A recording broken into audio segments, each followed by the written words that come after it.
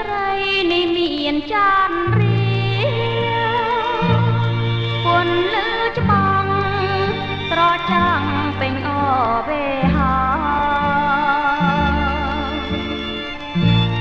ចាំងឆ្លពេញគង់ធានាំឲ្យចិនដារីករាយនឹងក៏គន់មើលចោធម្មជាតិពណ៌ត្រង់ស្រទន់សប្បាយពេលគន់សប្បាយពេលគន់មើលចានត្រៀច័ន្ទអើយច័ន្ទល្អម្លែងទេបានរួមស្នេហ៍ម្លេះខ្ញុំសុខខ្ញុំជាទុនសាយសាបាយព្រោះក្នុងច័ន្ទថ្លាសូមច័ន្ទមេត្តាខ្ញុំ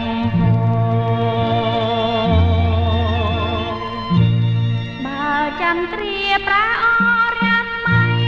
គុណតាយស៊ូស្លាប់តាមចន្ទថ្លៃជឿមិនបានពីដាល់ប្រព្រៃបងស្បត់ជូនស្រីណាស្រស់នួនល្អនាំទៅមកបើមិនដោយថាគុណតាយស្នេហ៍ស្មណាចន្ទ្រាតាយរយពាន់ដេញមិនប្រាថ្នាតែចន្ទ្រាមិនអាចប្រែបានត្រីរំអចន្ទណាតាយស៊ូស្លាប់កាជាពពកមកច័ន្ទមិនបានចេញបំភ្លឺលោកពពកហោតាមរ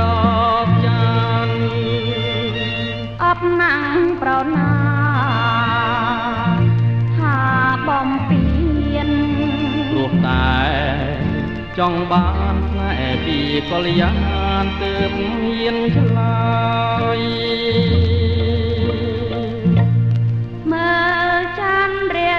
គួរណាំងច្បាំងអណ្ដាតែក្នុងឋានឆ្ងាយ